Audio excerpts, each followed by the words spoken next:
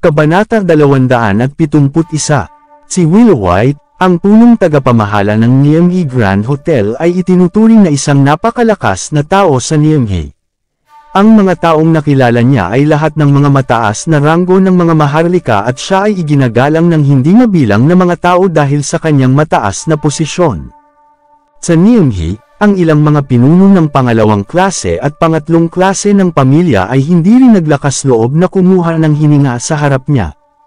Gayunpaman, napakahusay na alam ni Will na wala siyang pundasyon sa Niamey. Siya ay isang aso lamang na itinulak sa labas ng ilang nangungunang pamilya. Ang pinakamalaking pamilya sa mga pamilyang iyon ay ang Yorks. Sa Southlight, ang York Enterprise ay kumakatawan sa Yorks. Ang CEO ng York Enterprise ay lumitaw sa Niamey Grand Hotel na nasa ilalim ng kanyang pamamahala. Paano? Hindi siya magugulat. Bukod dito, ang paghusga mula sa tono ni Yvonne Xavier, ang CEO ay maaaring nasa isang masamang kalagayan ngayon. Ang assistant manager ay malapit nang magpatuloy sa panunuya kay Harvey York.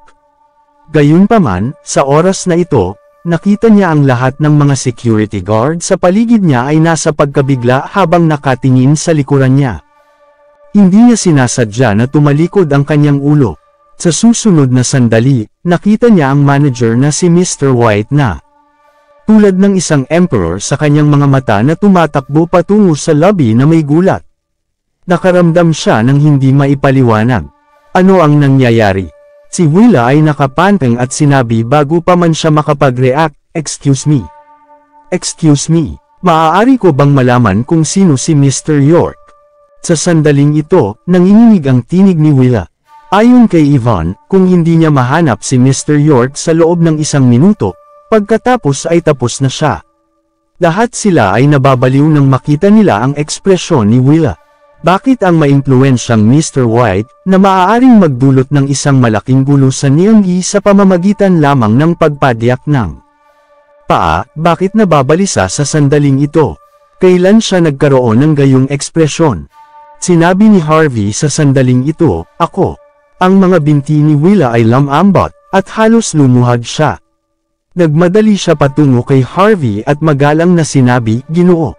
Agad na sinabi ni Harvey bago niya matapos ang pagsasalita, "Dumating lang ako dito upang kumain." Matalim na napansin ni Willa kaagad nang marinig niya ito. Bigla niyang nilunok ang salitang CEO, matalino din siyang tao. Nakita niya na nagbihis si Harvey sa casual na kasuotan at hindi nagmamaneho ng isang marangyang kotse, na nagpapahiwatig na siya ay nasa labas na bumibisita ng pribado. Kung ipinahayag niya ang kanyang tunay na pagkakakilanlan, maaaring magtapos siya sa isang masamang sitwasyon. Mabilis niyang binago ang paraan ng pakikipag-usap niya kay Harvey habang iniisip ito. Gayunpaman, sinabi pa rin niya ng magalang, "Ginoo York, ang iyong kaibigan ay nakabook ng 1 kwarto na VIP para sa iyo. Sa ngalan ng Niamey Grand Hotel, tinatanggap kita na tamasahin ang iyong hapunan dito." Ang assistant manager ay nakaramdam ng isang boss sa kanyang ulo na naririnig ang mga salitang iyon. Halos hindi niya matanggap ang katotohanan ito. Gayunpaman, ito ay isang bagay na nangyari sa harap ng kanyang mga mata. Sa Niamey Grand Hotel, ang mga customer ay laging mauna. Ang tila mahirap na binata sa harap niya ay pinayagan ni Mr. White. Tumakbo si Mr. White dito ng malugod, at magalang na tretuhin siya.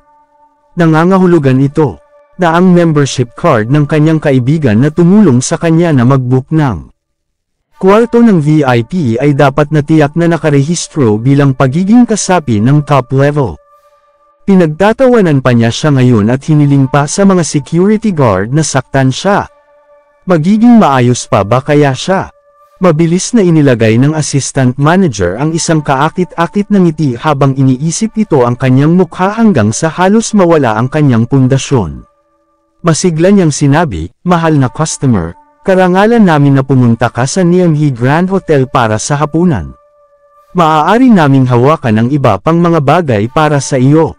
Pagkatapos nito, lumingon siya at sumulyap kay Jerry. Galit na sinabi niya, "Gaano ka katapang bumangga sa electric bike ng VIP namin? Mula ngayon, blacklist ka na ng Niamey Grand Hotel.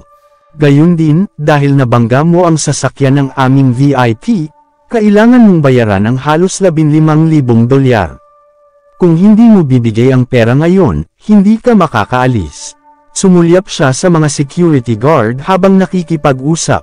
Medyo natakot ang mga security guard sa sandaling ito. Pinahihintulutan ng VIP na ito si Mr. White na lumabas at binati siya ng personal, kahit saan o kung ano ang kanyang pinagmulan, ngunit sa sandaling nagreklamo siya tungkol sa kanila kay Mr. White, tapos na sila. Sa sandaling ito, paano nila hindi maaalala na mayroon din si Jerry ng membership card? Kahit na mayroon siya nito, ito ay isang entry-level membership card lamang. Ito ay wala. Lahat ng mga security guard na iyon ay lumakad ng pasulong habang may hawak na mga electric baton na para bang papaluan siya hanggang kamatayan kung hindi niya binayaran ng pera si Harvey. Nakikita ng saloobin ng assistant manager, si Willa, ay nagulat at walang malay na sumimangot. Ano ang nangyayari? May nagbangga ba kay Mr. York ang electric bike niya? Nagmamadaling sinabi ng assistant manager. Oo, Ginoo.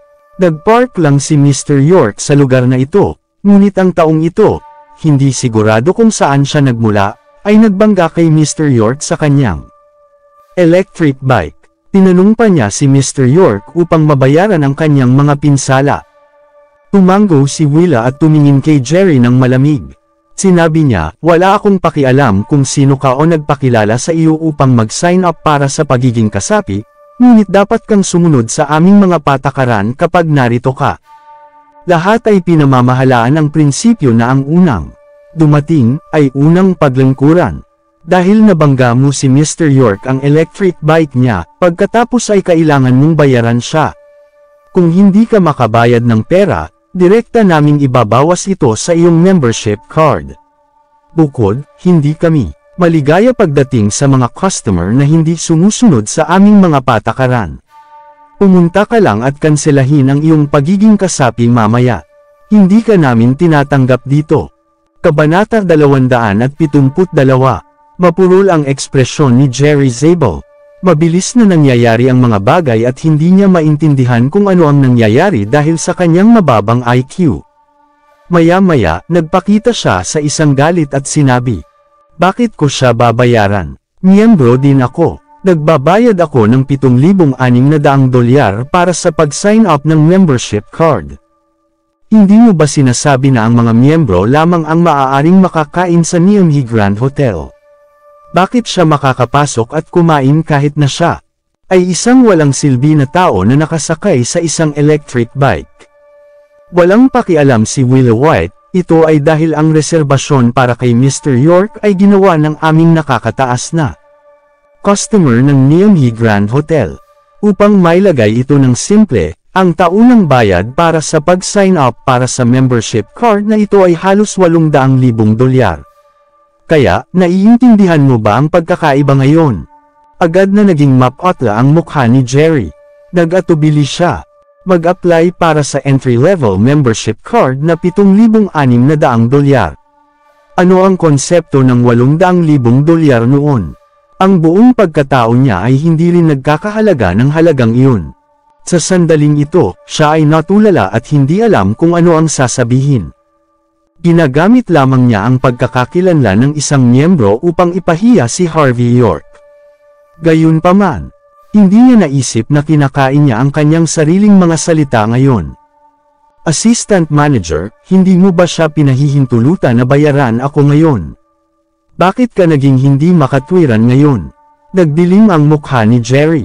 Naisip niya ang isang bagay pagkatapos ng ilang sandali, na parang nahawakan niya ang mga dayami at mabilis na sumulong upang hilahin ang mga kamay ng Assistant Manager. Sampal. Pinigyan ng assistant manager si Jerry ng isang malaking sampal sa mukha hanggang sa lumuhad siya sa lupa. Pagkatapos ay sinipa niya ng diretsyo sa kanyang mukha at inihayag ang ekspresyon ng isang demonyo. Sinumpa niya ang mabangis, walang kaparirikan. Kailan ko ba? Tinanong ang kagalang-galang na Mr. York upang magbayad para sa mga pinsala. Huwag mo akong pagbintangan. Magmamadali kayo at kaladkarin siya rito. Mabilis na ibinigay ng assistant manager ang utos sa sandaling ito dahil sa takot na muling pag-usapan ni Jerry ang kalokohan. Ang mga taong tulad ni Jerry ay napakamayabang sa harap ng mga taong mas mahina kaysa sa kanila. Gayunpaman, nang makilala nila ang mga taong mas malakas kaysa sa kanya, hindi siya nang ahas na magsabi ng isang salita. Ngayon na sinampal siya ng assistant manager, lumuhad siya agad. Ginoo, York, paano natin aayusin ang bagay na ito? Nang makita na aalisin ng mga security guard si Jerry, walang malay na sinulyapan ni Willa si Harvey at hindi niya ginawa ang mga bagay sa kanyang paraan, sa halip, hiniling niya ang mga tagubili ni Harvey. Medyo sumulyap si Harvey kay Jerry. Tiningnan niya ang namamaga niyang mukha at sinabi, luma na ang electric bike na ito, hilingin sa kanya na makipag-ugnay sa kumpanya para mapaayos. Para kay Harvey, ang isang scoundrel na tulad ni Jerry ay walang kahulugan sa kanya. Naramdaman ni Harvey na ito ay isang pag-aaksaya ng kanyang oras upang alagaan siya mula nang siya ay natapos na tulad nito ngayon. Sinulyapan niya si Shirley Ryan na medyo nawala sa sandaling ito at nagbuntong hininga, magpadala ng kotse upang maibalik ng ligtas ang babaeng ito. Natatakot ako na wala siya sa mood na kumain ng ganito. Mabilis na tumango si Willa. Ang mga iyon ay mga bagay na walang kabuluhan at madaling hawakan. Hindi inaasahan, umiling-iling si Shirley at nagpakita ng isang komplikadong hitsura bago bumulong, Harvey, salamat. Ayos lang ako. Hindi malayo ang bahay ko. Babalik na lang ako sa sarili ko. Sa sandaling ito, nadama ni Shirley na ang kanyang deskmate, si Harvey na naging live-in son-in-law ay tila isang maliit na misteryoso. Napagtanto niya na hindi niya makita sa pamamagitan ni Harvey. Sige, hindi rin siya pinilit ni Harvey. Bagaman, nagkaroon sila ng isang mahusay na relasyon sa nakaraan, medyo awkward sila sa isa't isa matapos na maranasan ang pangyayaring ito. Ito ay normal na ayaw ni Shirley na hayaan siyang dalhin siya sa bahay. Sinulyapan ni Willa ang assistant manager at sinabi matapos na maghintay na umalis sina Jerry at Shirley. Pinangasiwaan mo ng maayos ang bagay na ito. Halika mag-ulat sa akin bukas. May isang bakante para sa administrative manager. Ang pagiging promosyon mula sa assistant manager hanggang sa tagapamahala ng administratibo, bagaman ang antas ng parehong posisyon ay pareho sa Niamey Grand Hotel, ang paggamot at kapangyarihan ay hindi bababa sa 10 beses na mas mataas. Tiyak na isang napakahalagang posisyon ito. Tuwang-tuwa siya na malapit na siyang mawala nang marinig niya ang tungkol dito. Hindi niya inisip na magkakaroon siya ng ganoong swerte. Malapit nang dalhin ni Harvey si Ella Graves upang maghapunan sa restaurant. Gayunpaman, bigla siyang lumingon nang marinig niya ang mga iyon na salita. Sinabi niya na may kalahating ngiti sa kanyang mukha. Ginoo, White, tila nasisiyahan ka sa paraan ng assistant manager ng paggawa ng mga bagay. Inisip ni Willa na hindi nasisiyahan si Harvey sa kanyang pag-aayos. Sa sandaling ito, naisip niya ito at mabilis na binawi ang kanyang mga salita. Ginoo York, kung hindi ka nasisiyahan, maaari kong itaguyod siya na maging representante ng pangkalahatang tagapamahala. May posisyon pa rin kami dito. Ang mga binti ng assistant manager ay lumambot.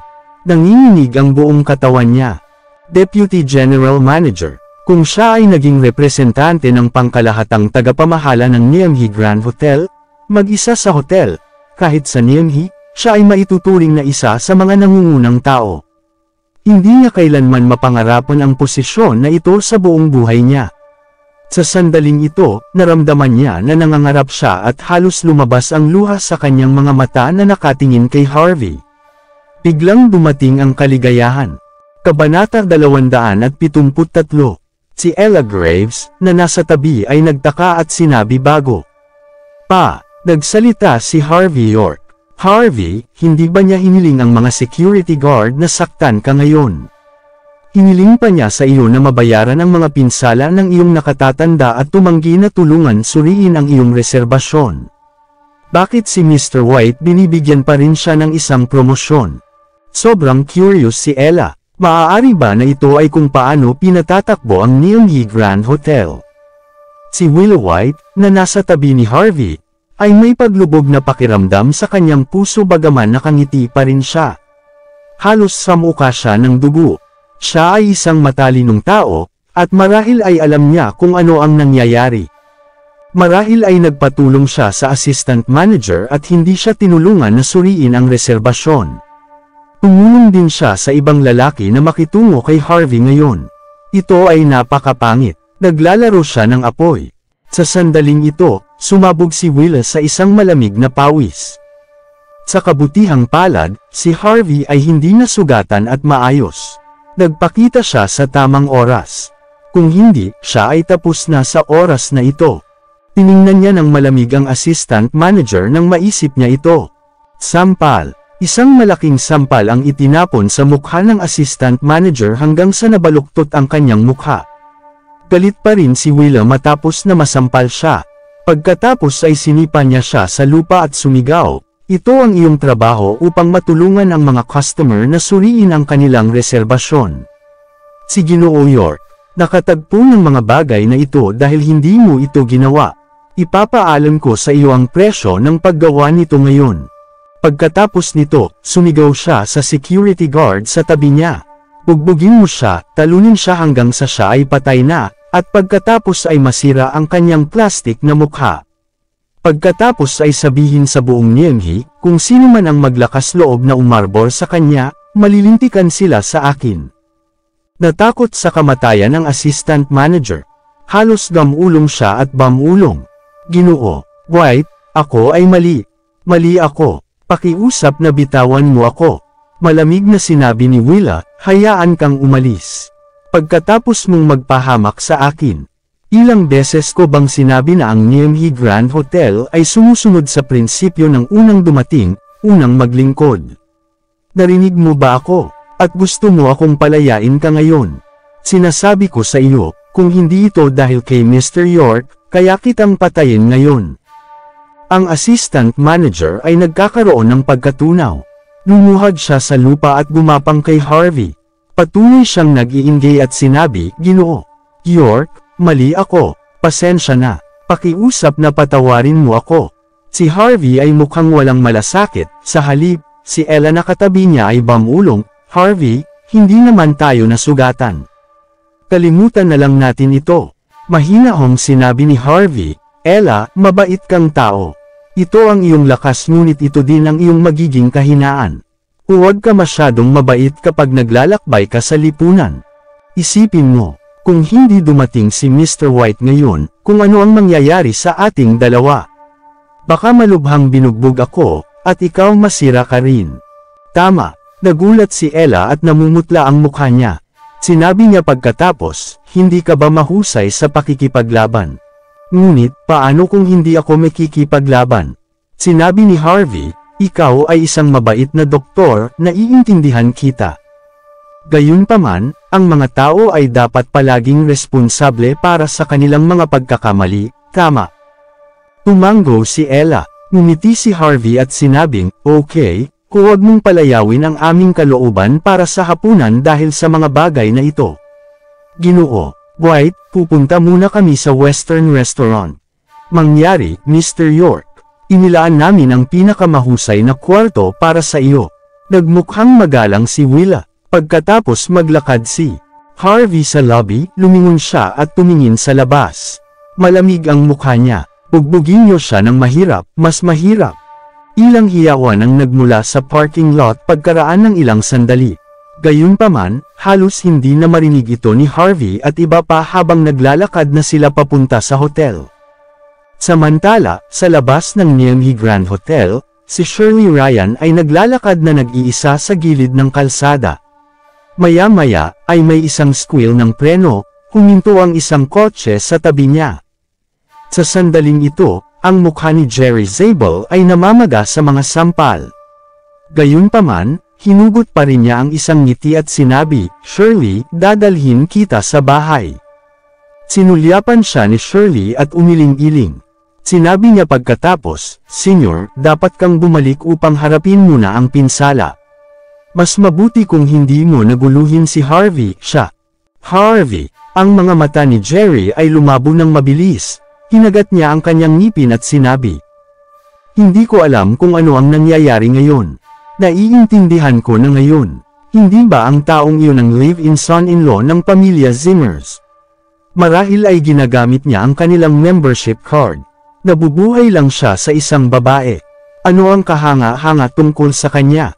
Para sa akin, wala siya. Maghintay hanggang sa makahanap ako ng pagkakataon. Papatayin ko siya sa ilang minuto." Umiling-iling si Shirley. Seryoso itong natalo si Jerry ngayon. Hindi na niya ito mahikayat. Si Shirley ay malapit ng lumingon at umalis sa sandaling ito. Ang ekspresyon ni Jerry ay nagbago matapos makita ang kasuklam-suklam sa mga mata ni Shirley. Ang babaeng ito ay kinamumuhian siya mula nung sila ay nasa kolehiyo. Sa wakas ay naisama niya siya para sa isang pagkain ngayon. Gayunpaman, nasira ito ng bastard na iyon, si Harvey, at napahiya pa niya siya sa harap niya. Sa sandaling ito, ang galit ni Jerry ay lumubog sa loob ng kanyang puso at biglang lumitaw ang matinding galit. Tumingin siya sa paligid at nalaman na walang tao sa paligid. Sa makatuwid, mabilis siyang lumabas mula sa kotse at lumakad sa likuran ni Shirley. Tinakpo niya ang kanyang bibig at kinaladkad siya patungo sa direksyon ng kanyang sasakyan. "Senyor, anong ginagawa mo?" "Ikaw." Patuloy na nagpupumigla si Shirley, ngunit gayunpaman, siya ay kinaladkad sa likurang upuan ng kotse, ang malaki at matangkad na tao, si Jerry. Kabanata 274. Ang Rolling Restaurant sa tuktok na palapag ng Niamey Grand Hotel ay ang lokasyon ng Western Restaurant.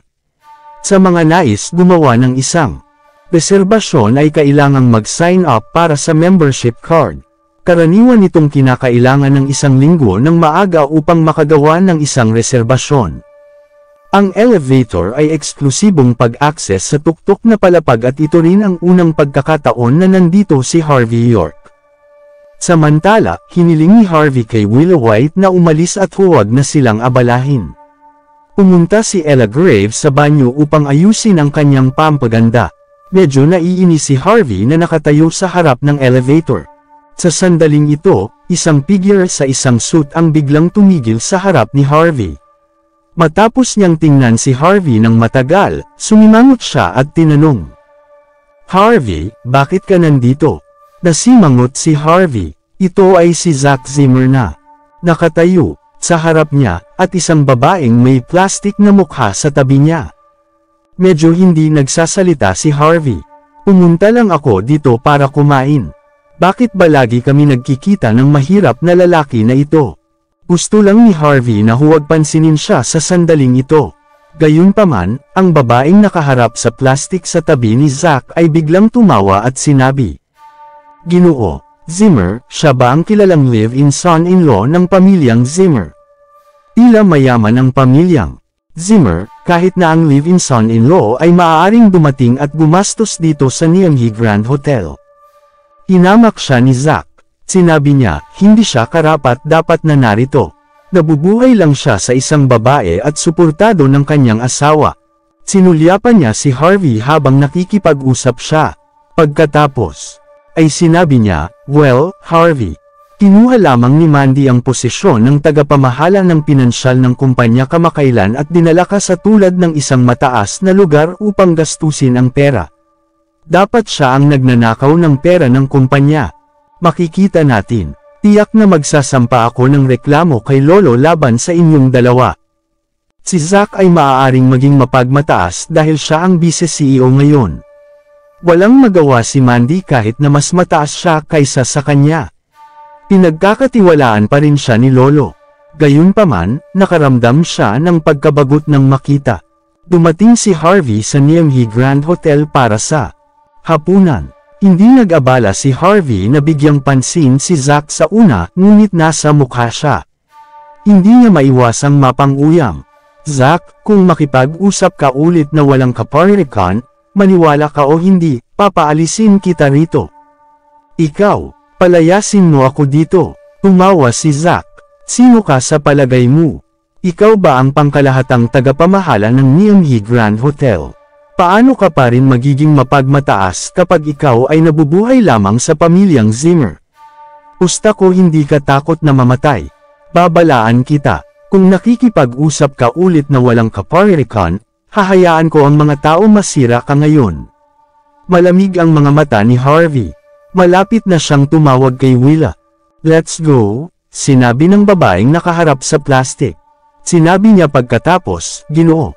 Zimmer, bakit kailangan mong mag-aksaya ng iyong oras sa ganitong uri ng basura? Mahirap gumawa ng isang reserbasyon sa Western restaurant sa Niamey Grand Hotel. Kung napalampas natin ang oras ng tanghalian, natatakot ako na walang lugar para sa atin. Tama ka, tumanggo si Zack. Kasalukuyan siyang vice-CEO ng kumpanya ng pamilya Zimmer. Bakit kailangan niyang mag-aksaya ng oras kay Harvey? Kahit na nais niyang alagaan siya, marami pa siyang oras upang gawin ito. Sa sandaling ito, si Ella ay nagmula sa banyo. Siya ay orihinal na kagandahan. Siya ay may isang inosenteng mukha at isang kaaya-aya na figure. Palagi siyang sentro ng atensyon saan man siya lumakad. Agad siyang naakit ng maraming tao nang siya ay lumitaw sa lobby sa sandaling ito, kasama na si Zack. Nagkaroon ng malaking pagkakaiba sa pagitan ni Ella at ng babaeng nakaharap sa plastic. Hindi siya maihahambing kay Ella. Kahit kailan, kahit na ito ay isang solong strand ng buhok. Walang malay na lumunok si Zack. Wala siyang pakialam sa babaeng nakaharap sa plastic na iyon. Sa halip, lumakad siya, nakangiti, at sinabi, Hoy, Miss. Pretty, napakaganda mo. Kilalanin natin ang isa't isa, dapat ba? Si Ella ay nahuli ng saglit nang siya ay pinigilan ng isang tao. Gayunpaman, hindi niya pinansin si Zack at lumakad patungo sa kabilang direksyon. Marami siyang nakatagpo na katulad ng mga hook-up noong siya ay nasa ospital. Sa makatuwid, hindi niya ito pinansin ngayon. Napahiya si Zack nang umiwas lang siya at naglakad sa ibang direksyon. Inabot na niya ang kanyang kamay, ngunit hindi siya pinansin ng batang babae. Ito ang modernong panahon. Ang paraan ng pagpili ng mga batang babae ay masyadong luma. Huwag kang tumingin sa iyong sarili sa salamin. Para kang nagbebenta ng sigarilyo habang nakasuot ng suit. Kahit ikaw, matutong respetuhan ng mga batang babae. Ang isang magandang batang babae ay magkatugma sa isang batang CEO. Ang taong ito ay masyadong walang kahihiyan. May asawa na siya, ngunit gayunpaman, nais niyang matumbok ang mga batang babae. Sino siya sa palagay niya? Nanatiling tahimik si Zack. Mayroong palaging talakayan mula sa buong paligid. Ang mga taong maaaring lumitaw dito ay mayaman at kagalang-galang. Kahit na nais nilang kunin ang mga batang babae, partikular sila tungkol sa mga kasanayan at ugali, tama. Namutla ang mukha ni Zack matapos marinig ang mga komentong iyon. Maya-maya, humakbang ulit siya at hinarang ang daan ni Ella. Ngumiti siya at sinabi sa oras na ito, Ako si Zack ang vice-CEO ng pamilyang Zimmer. Maaari ba kitang makilala? Tumawa. Maraming mga tao na tumawa sa kanya dati, gasp matapos marinig ang kanyang pamagat. Ang pamilyang Zimmer ay napakapopular ngayon sa Niamey. Kahit na sila ay pangalawang klase ng pamilya, nakuha pa rin nila ang pamumuhunan mula sa York Enterprise. Maraming mga pamilya at kumpanya ang nais kumonekta sa kanila. Sa makatuwid, ang binata na ito sa harap niya ay ang vice-CEO ng pamilya Zimmer. Bata siya at promising. Hindi nakakagulat na siya ay napaka-conspicuous at puno ng pagkatao. Kabanata 275. Nang makita kung paano nagbago ang reaksyon ng lahat, nadama ni Zack Zimmer sa kanyang sarili. Hindi pa rin siya nakuhang muli mula sa kanyang galit na nauugnay sa kabiguan sa pagkorteng kina Yvonne Xavier at Wendy Sorrell ilang araw na ang nakalilipas. Gaano siya kaswerte na makilala niya si Ella Graves, isang diyosa na may curviest body at prepossessing face na ganyan? Siyempre hindi niya papayagan ang pagkakataong ito. Sa wakas ay itinaas ni Ella ang kanyang ulo at tinitigan si Zack na nagtanong, bakit ba mister? Itinuro ni Zack ang VIP lift na hindi kalayuan sa kanila at sinabi, Miss Pretty, kumakain ako sa Western restaurant sa tuktok na palapag, kasama ko na. Naibok ang pinakamagandang upuan, maaari kong anyayahan ka para sa hapunan. Nang hindi man lang naghihintay ng tugon ni Ella, ang plastik na mukha ay mabilis na sumugod sa tabi ni Zack. Mr. Zimmer, hindi ko iniisip na lumingon ka sa paligid at nakikipag-ugnay sa mga random na batang babae, ngunit partikular na inanyayahan mo ako para sa hapunan. Ngayong gabi at ngayon ay tinatapon mo ako. Anong uri ng batang babae sa palagay mo ako? Tumalikod si Zack at sinulyapan siya, inihambing siya sa napakarilag na si Ella sa kanyang isipan at agad na nakaramdam ng sakit sa kanyang paningin. Ang susunod na bagay na alam niya, nag-abot si Zack para sa isang salansan ng cash mula sa kanyang bulsa at pinalamanan ng pera sa kanyang sinasabi ng malamig, ito ang gusto mo kahit papaano, ngayon ay mawala sa aking paningin. Salamat dito. Ang plastik na mukha ay sumigla. Agad na may kasiyahan at lumakad palayo pagkatapos na ihagis ang isang huling sulyap kay Ella. Dahil ang kanyang lihim na motibo ay upang makakuha lamang ng pera sa kanya, hindi niya talaga pinansin. Nang makita ito, sinabi ni Ella na humihingi ng paumanhin, pasensya mister, iniisip ko pa rin na dapat mong gawin ang iyong hapunan kasama ang iyong kapareha, kumain ako sa ibang tao. Ngayong gabi, agad na nagtanong si Zack sa kung sino. Mayroon lamang dalawang lalaki dito na siya mismo at si Harvey York, at walang iba. Sa ngayon, lumakad si Harvey kay Ella na hindi pinapansin si Zack at sinabi, tayo na. Ngumiti si Ella at sinundan siya sa paglakad, iniwan si Zack na nakatayo sa likuran ng nakatulala. Habang nakita niya kung gaano kalapit si Harvey na tila kasama si Ella, nagalit si Zack. Ngayon na sa wakas ay nakilala niya ang isang magandang batang babae at kinailangan itong masira muli ni Harvey, sa kung anong paraan. Gayunpaman, ngumisi siya at sinabi, Harvey, ikaw ay may asawa, bilang isang taong nabubuhay sa batas na buhay sa aming pamilya ay gumagamit ka na ngayon ng pera ni Mandy Zimmer upang lamandi at maglaro sa mga batang babae sa labas sa ganitong uri ng mamahaling lugar, kung gaano ka walang kahihiyan. Pagkatapos ay tumalikod siya at ngumisi kay Ella. Miss, huwag kang magpaloko sa taong ito, siya ay isang live-in son-in-law ng aming pamilya Zimmer na naglilinis ng banyo at naghuhugas ng aming mga paa. Anong uri ng hapunan ang sa palagay mo ay maaaring dalhin ka ng basura na ito? Kung ito ay ilang murang pagkain mas mahusay na huwag pumunta hindi ka nababagay doon.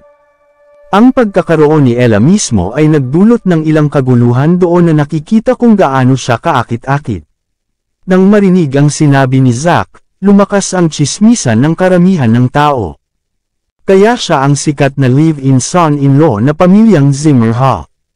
Napatunayan na nabubuhay siya sa yaman ng kanyang asawa tulad ng isang sisi, alam ng Diyos na pinipili pa niya ang mga batang babae sa labas.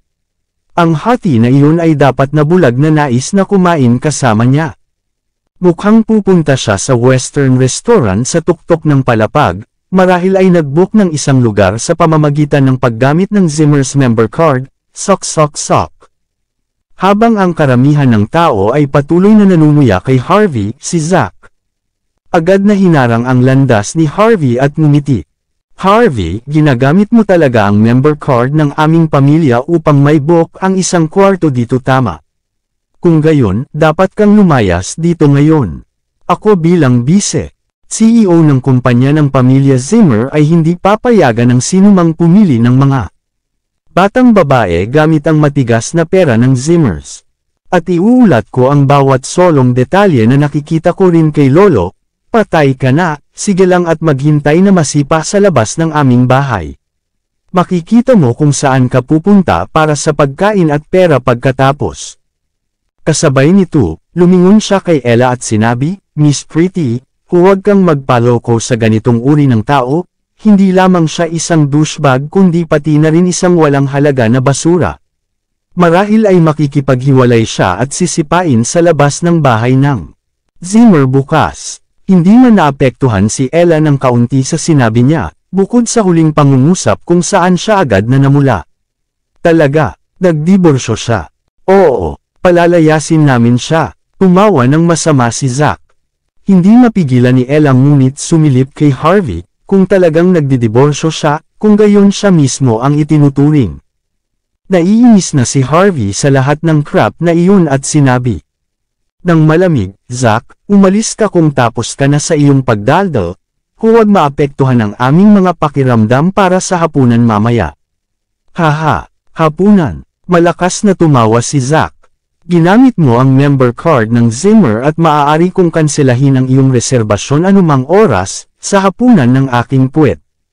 Ngumiti ng bahagya si Harvey York sa pahayag niya. Ang lugar na aking inilalaan ngayon ay sa isang lugar kahit na hindi ka Zimmers ay hindi kwalipikado na magkaroon. Maraming salamat mga idol, hanggang sa muli, don't forget to like and subscribe my channel, ECTV Stories. Mabuhay po tayong lahat.